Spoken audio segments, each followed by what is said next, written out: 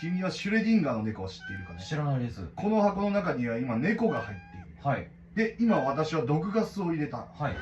この箱の中には今生きている猫と死んでいる猫2つの平行世界が存在している。はい。どの世界になったかは箱を開けてみるまで誰もわからない。そういう実験だ。はい。君はどっちの世界になっていると思う？生きてたらいいなって思います。そうか。じゃあ確認してみよう。